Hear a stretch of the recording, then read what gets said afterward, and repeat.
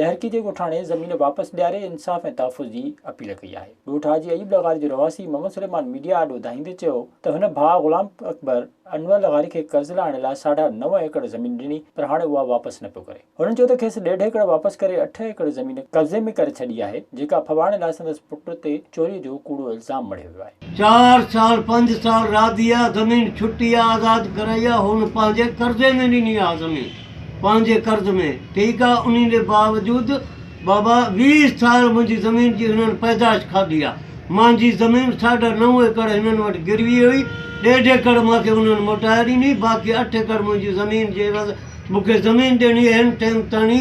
जेकॾहिं मां पंहिंजो हक़ घुरां थो, हाणे मूंखे मुंहिंजे मथां चोरी साबूत कई वई आहे। किशन ॻोठाणे चयो त खेसि ज़मीन वापसि ॾियारे इंसाफ़ कयो वञे। विज़िट कयो अवामी आवाज़ मीडिया ग्रुप जी वेबसाइट awamiawaz.pk।